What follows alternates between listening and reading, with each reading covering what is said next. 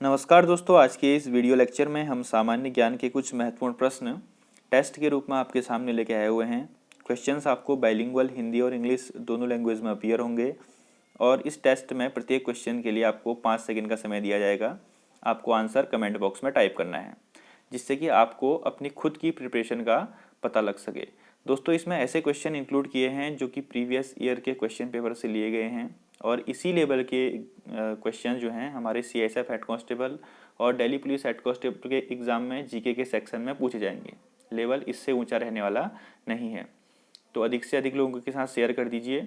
और इनकी PDF के लिए आप टेलीग्राम ग्रुप या फिर व्हाट्सअप ग्रुप को ज्वाइन कर सकते हैं, जिनका लिंक डिस्क्रिप्शन बॉक्स में दिया हुआ है।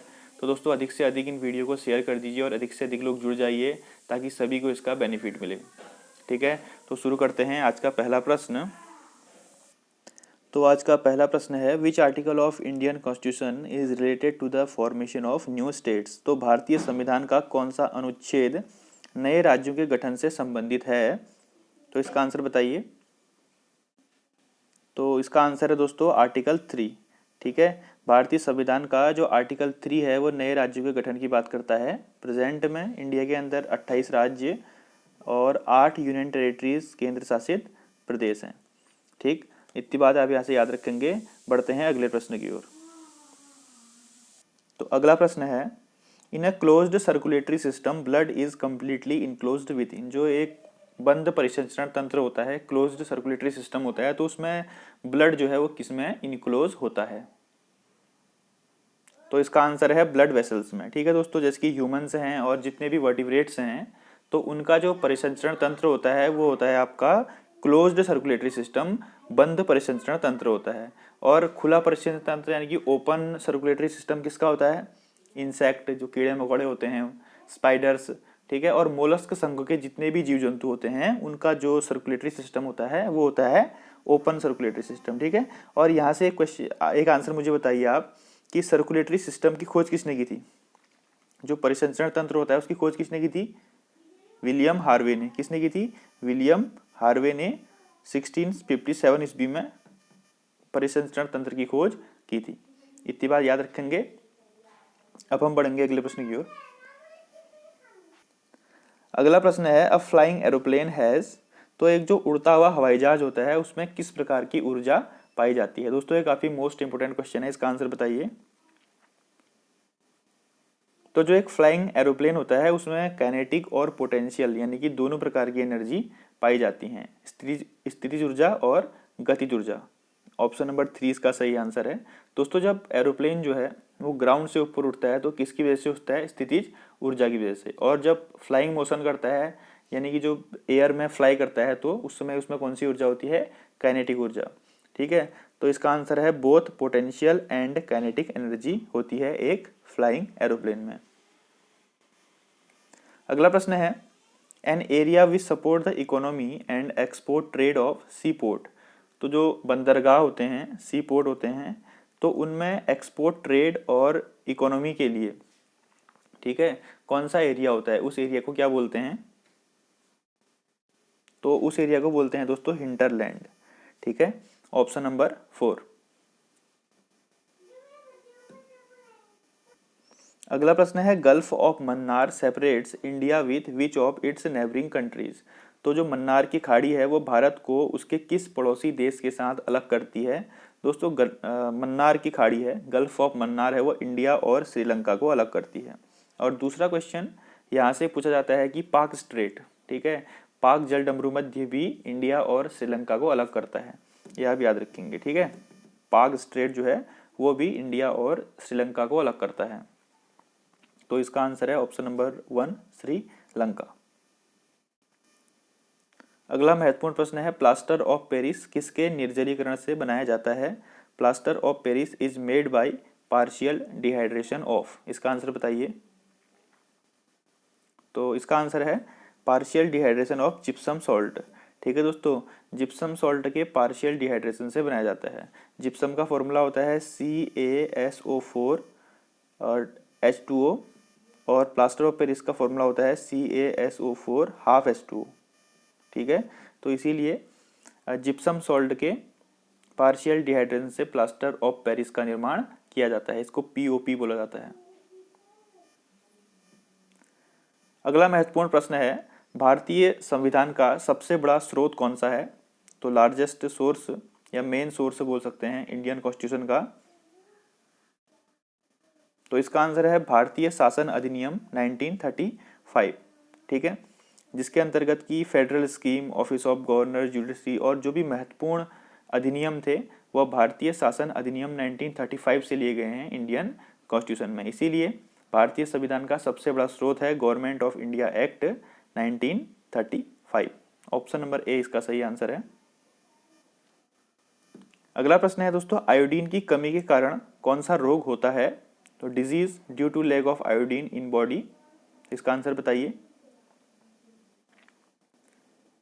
तो आयोडीन की कमी के कारण दोस्तों घेंगा, जिसको कि गोटायर बोला जाता है, ये रोग होता है, ठीक है। और घेंगा रोग के लक्षण क्या क्या होते हैं कि जो गर्दन होती है उसमें लम्स बन जाते हैं या स्वेलिंग आने लग जाती है, हार्ट रेट जो है बढ़ जाता है, और हीट टॉलरेशन पावर यानी कि ताप को सहन करने की क्षमता जो है वो कम हो जाती है, ठीक है, और वेट लॉस होने लग जाता है, और किसी किसी कंडीशन में यहाँ पर नोजिया, वोमिटिंग और ये बेसिक सिम्टम्स भी आते हैं। तो इसे बोलते हैं गोटायर घोंघा, जो कि बॉडी में आयोडीन की कमी के कारण होता है। अगला प्रश्न है, भारत के निम्नलिखित राष्ट्रपतियों में कौन लोकसभा का स्पीकर भी था? Who among the following presidents of India was also a speaker of Lok Sabha? ये प्रीवियस ईयर के पेपर से लिया गया क्वेश्चन है, तो इसका आंसर बताइए। तो इसका आंसर है दोस्तों नीलम संजीव रेड्डी।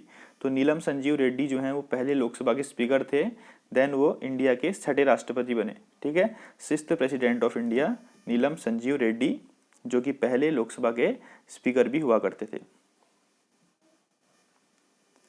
अगला प्रश्न है, वायुमंडल में हवा के संचलन के पीछे मुख्य कारण क्या है? The main cause behind the movement of air in atmosphere. तो दोस्तों जो एटमोस्फेयर होता है, वायुमंडल होता है, उसमें जो एयर का संचलन होता है उसका मुख्य रीजन बताइए। तो उसका मुख्य रीजन है दोस्तों वायुमंडलीय दाब में अंतर, option number B right answer, difference in atmospheric pressure. तो एटमोस्फेरिक प्रेशर के कारण क्या होता है दोस्तों, वायु जो होती है वो उच्च दाब क्षेत्र से निम्न दाब क्षेत्र की ओर मूव करती है, ठीक है। तो इसीलिए इसका आंसर है ऑप्शन नंबर बी, वायुमंडलीय दाब में अंतर, डिफरेंस इन एटमोस्फेरिक प्रेशर। अगला प्रश्न है, पेनक्रियाज इज, पेनक्रियाज क्या है? तो पेनक्रियाज जो है दोस्तों वो एक्सोक्राइन और एंडोक्राइन दोनों टाइप का ग्लैंड है, ऑप्शन नंबर डी, अंतःस्रावी और बहिर्स्रावी ग्रंथियां दोनों हैं। यह एब्डोमेन में पाया जाता है और डाइजेस्टिव सिस्टम का मुख्य पार्ट होता है।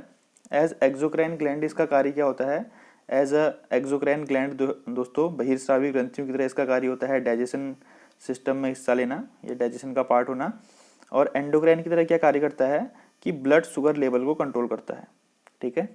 इतनी बात आप ऐसे याद रखेंगे, और इसका आंसर है ऑप्शन नंबर डी, अंतःस्रावी और बहिस्रावी दोनों प्रकार का होता है। अगला है, निम्नलिखित में से कौन सा एक विस्फोटक की तरह भी प्रयुक्त किया जाता है? तो दोस्तों जो नाइट्रोग्लिसरीन है, ठीक है, ऑप्शन नंबर डी, नाइट्रोग्लिसरीन को एज अ एक्सप्लोसिव भी और as a propellant in pharmaceutical industry इसको यूज किया जाता है, ठीक है, ऑप्शन नंबर डी नाइट्रोग्लिसरीन।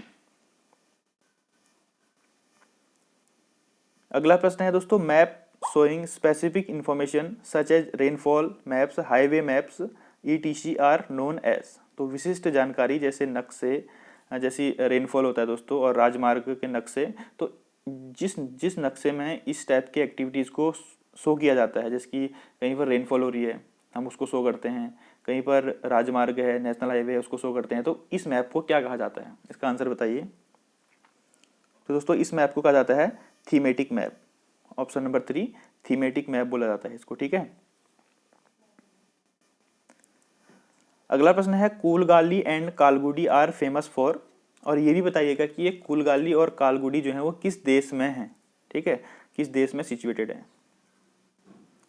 तो इसका आंसर है कूलगाली और कालगुडी खाने हैं, ठीक है, माइंस हैं, और ये गोल्ड माइंस हैं दोस्तों, और ये ऑस्ट्रेलिया में प्रेजेंट हैं। ये काफ़ी इंपॉर्टेंट क्वेश्चन है, बहुत सारे एग्जाम्स में पूछा जा चुका है। कूलगाली और कूलगाडी और कालगुडी जो हैं दोस्तों ये गोल्ड माइंस हैं और कहाँ प्रेजेंट हैं? ऑस्ट्रेलिया में। अगला प्रश्न है the motive of Hampi which chariot is printed on reverse of which currency note. तो हम्पी द चैरियोट किस नोट के पीछे प्रिंटेड है, इसको बताइए। तो हम्पी द चैरियोट दोस्तों 50 रुपये के नोट के पीछे प्रिंटेड है, ठीक है। और हम्पी द चैरियोट जो है कर्नाटका में एक यूनेस्को वर्ल्ड हेरिटेज साइट है।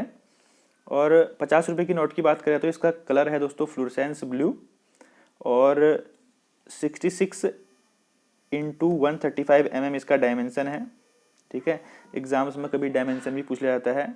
रिजर्व बैंक ऑफ इंडिया द्वारा इसको इशू किया गया है। रिजर्व बैंक ऑफ इंडिया के RBI के 25th गवर्नर हैं शक्तिकांत दास, ठीक है। और दोस्तों करंट अफेयर्स की दृष्टि से एक महत्वपूर्ण क्वेश्चन है कि शक्तिकांत दास को बैंकर्स मैगजीन द्वारा 2020 में central banker of the year Asia Pacific का अवार्ड दिया गया है। कौन सा award? Central banker of the year Asia Pacific, ठीक है। ये शक्तिकांत दास को अवार्ड दिया गया है। तो इसका आंसर है 50 रुपये का नोट। अब बात कर लेते हैं CISF की।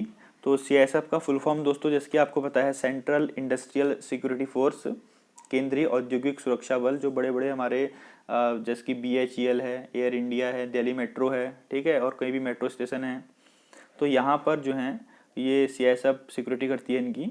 इसका मोटो है प्रोटेक्शन एंड सिक्योरिटी, ध्येय वाक्य है संरक्षण एवं सुरक्षा। और आपको पता है ये होम मिनिस्ट्री के अंतर्गत आती हुई एक फोर्स है। इसके जो DG हैं वो हैं राजेश रंजन, ध्यान रखिएगा इसको। और इसका स्थापना दिवस होता है 10 मार्च 1969 को, ठीक। तो इतनी बातें आप ऐसे याद रखेंगे। तो दोस्तों उम्मीद करता हूँ कि आपको ये समझ में आया होगा, और अपना अपना स्कोर शेयर कर दीजिए कि आपने 15 में से कितने क्वेश्चन सही किए, ठीक है। तो यहाँ पर कमेंट में अपना स्कोर शेयर कर दीजिए। तो थैंक यू फ्रेंड्स, जय हिंद, जय Bharat, have a good day.